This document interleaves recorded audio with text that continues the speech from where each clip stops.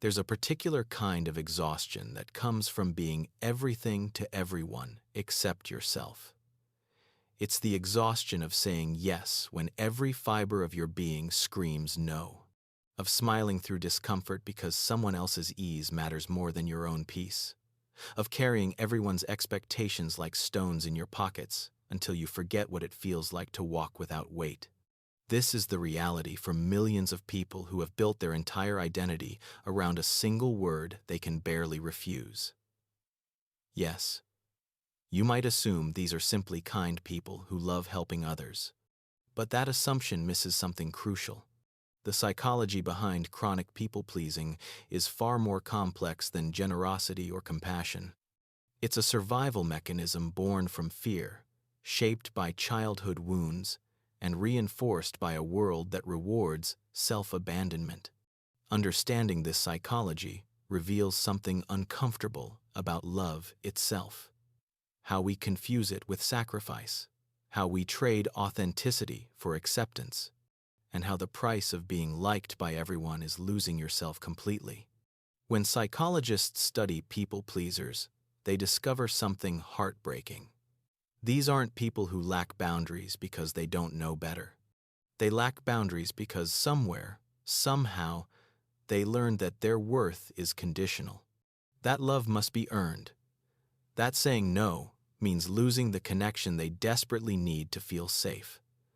The brain of a people-pleaser operates from a place of perpetual threat, not physical danger, but emotional abandonment. And to avoid that unbearable feeling, they will sacrifice almost anything, including themselves. But how does someone become this way? The path to people-pleasing rarely begins with a conscious choice. It usually starts in childhood, in environments where a child's needs were secondary to keeping the peace. Maybe you grew up in a home where anger was unpredictable, where one wrong word could shift the entire atmosphere from calm to chaos. In that environment, your young mind made a calculation.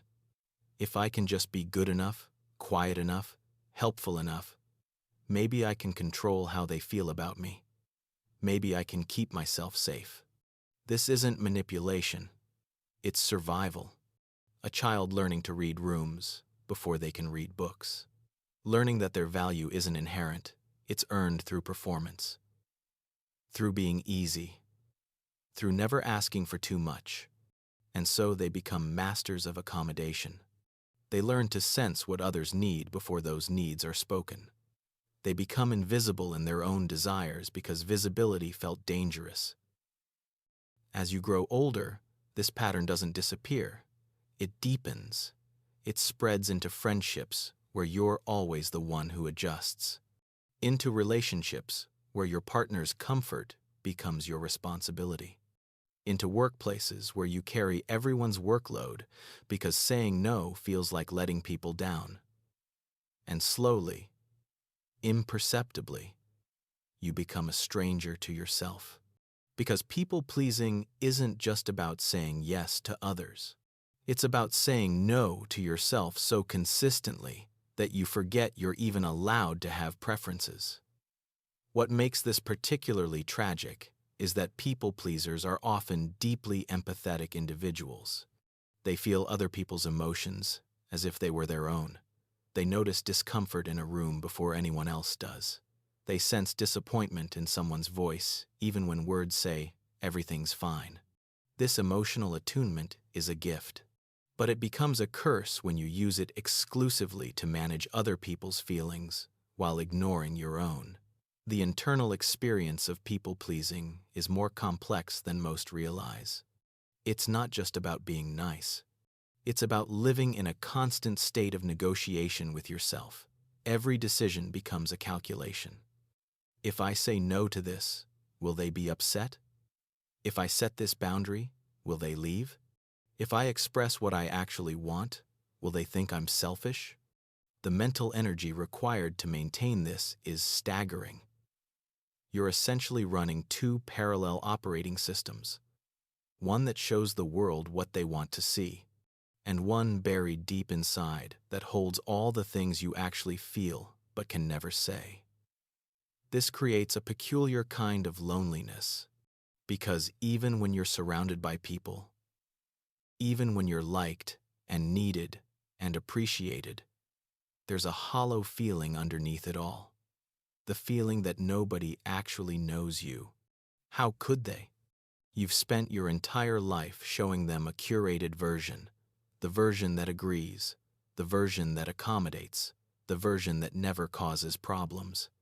And while that version is loved, it's not really you, the real you, with needs and limits and opinions that might conflict with others, remains hidden, protected, and profoundly alone. People pleasers often develop an acute sensitivity to rejection, real or perceived. A slight change in someone's tone becomes evidence they've done something wrong. A delayed text response triggers anxiety about what they might have said to cause distance. A friend choosing to spend time with someone else feels like confirmation that they're not enough. This hypervigilance to signs of disapproval creates a feedback loop. The more you monitor for rejection, the more you find it, even when it isn't there. And the more you find it, the harder you work to prevent it through increased pleasing. What's particularly painful is how this affects decision-making. Simple choices become paralyzing. Where should we eat? What movie should we watch? What do you want to do this weekend? For most people, these are easy questions. But for a people pleaser, they're loaded.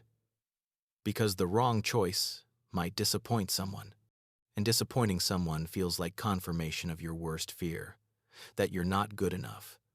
So you deflect. You say things like, "I'm fine with whatever," or "You choose, I don't mind."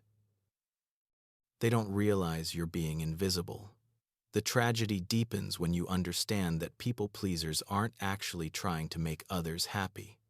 They're trying to avoid making them unhappy. It's a crucial distinction. Their motivation isn't generous joy, it's fear-based prevention.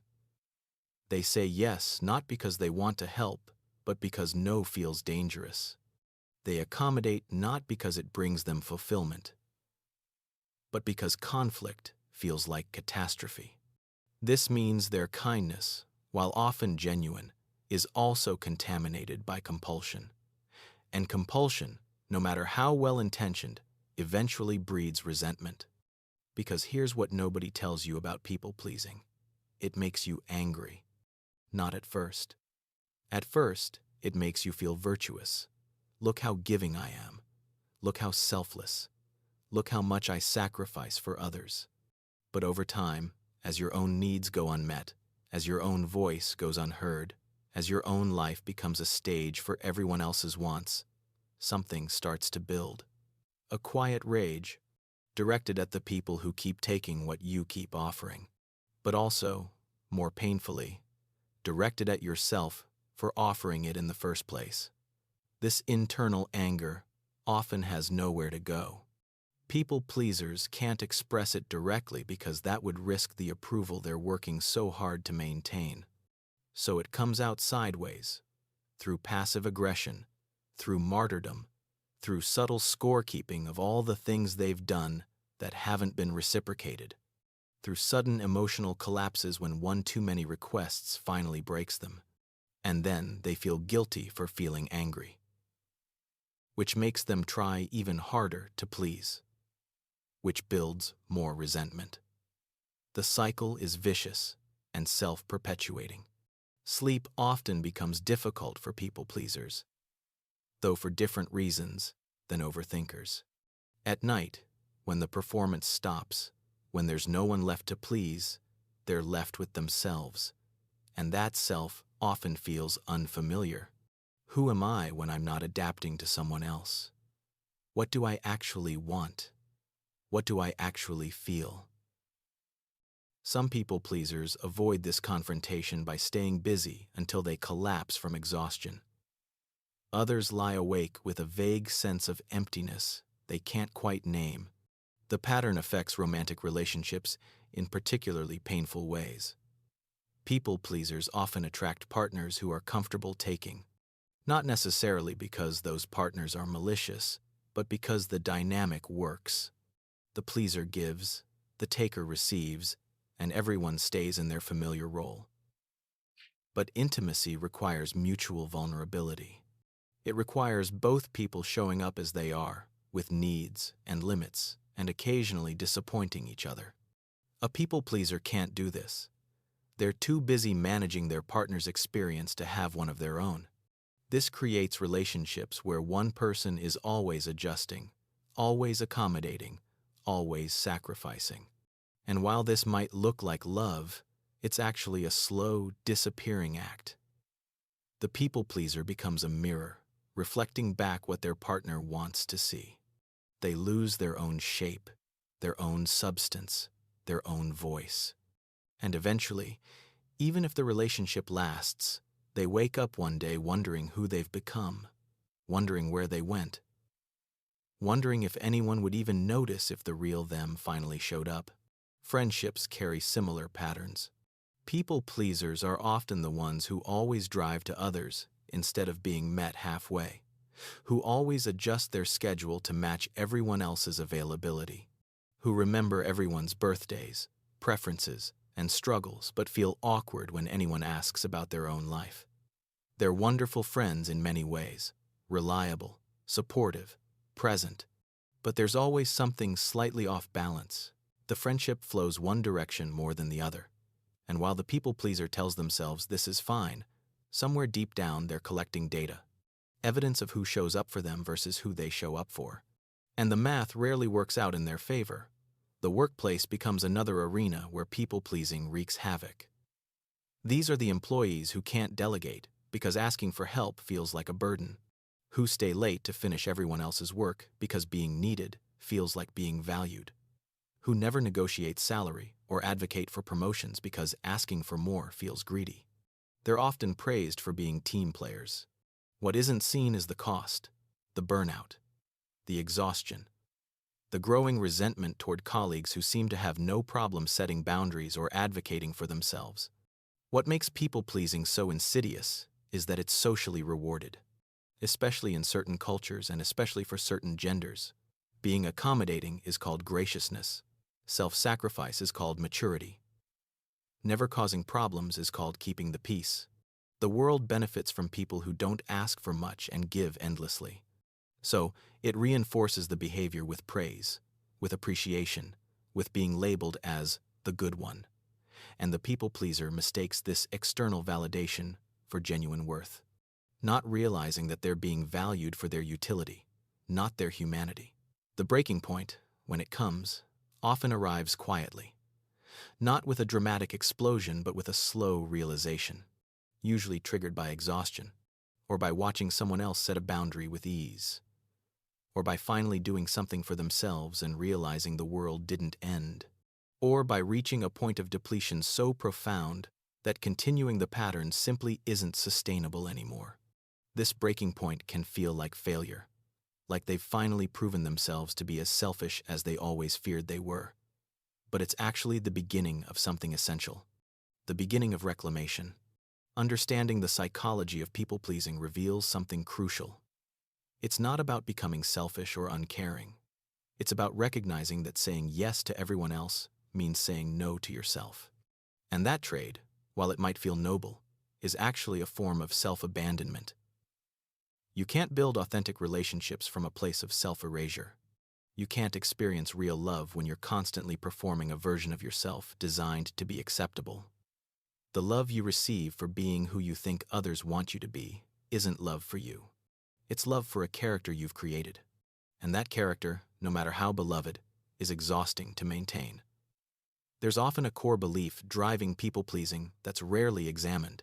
It's the belief that your worth is contingent on your usefulness. That love is something you must continuously earn through good behavior. That you are inherently too much and not enough at the same time. Too needy if you ask for anything. Not valuable enough to deserve unprompted care.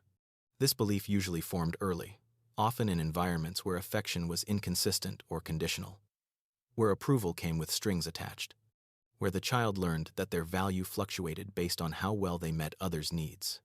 The path forward isn't about swinging to the opposite extreme. It's not about becoming someone who never helps or cares for others. It's about integration. Learning that no is a complete sentence, that disappointing someone occasionally is not only acceptable but necessary for authentic connection, that people who only want you when you're agreeable don't actually want you at all, that real relationships can withstand conflict, can tolerate difference, can hold space for two people with separate needs and desires. This process is uncomfortable, because when you start setting boundaries, you discover something unsettling. Some people in your life won't like it. Some relationships were built entirely on your accommodation and will crumble when you stop performing. Some people will call you selfish for finally treating yourself with the consideration you've always given them, and this will hurt. But it's also clarifying, because the people who stay, the ones who adjust to your boundaries and continue showing up, those are your people. Not because you earned them through performance, but because they actually see you. Learning to say no requires practice and often feels foreign at first. Like speaking a language you're not fluent in, your body might respond with anxiety, guilt, or shame. That's the old programming running its course. The nervous system doesn't distinguish between actual danger and the discomfort of change. It just knows this feels different from the pattern that's kept you safe, even if that safety was also a prison. Over time, with repetition, saying no becomes easier. Not because you become cold or indifferent, but because you realize that protecting your energy isn't selfishness. It's self-respect. Something profound happens when people-pleasers finally start honoring their own needs. They don't become less caring. They become more authentic. Their yes actually means yes because it's not given from fear. Their help is genuinely offered, not compulsively performed. Their relationships become more balanced because they're finally participating as a whole person rather than a service provider. The people who truly matter don't love them less. They often love them more because they're finally meeting someone real instead of someone polished into agreeability. For those walking this path, trapped in the exhausting cycle of perpetual accommodation, there's something important to understand. You aren't responsible for managing everyone's emotions. You aren't required to sacrifice yourself to keep others comfortable. You aren't too much for having needs or too difficult for having limits. The love you're afraid of losing by being yourself wasn't real love anyway. Real love doesn't require you to disappear. It invites you to show up fully, messiness and boundaries and occasional no's included. Your worth isn't determined by how useful you are. It's not measured by how much you give or how rarely you ask. It's inherent. It exists whether you earn it or not, whether you perform or not, whether you please or not. And the moment you truly believe this, everything changes. Not because you become a different person, but because you finally stop abandoning the person you've always been. And that person, the one underneath all the accommodation and agreeability, deserves to be known, deserves to take up space, deserves to say no, deserves to say yes only when it's true. That person is worth the discomfort of change, worth the risk of disappointing others, worth the revolutionary act of finally putting themselves on their own list of people who matter.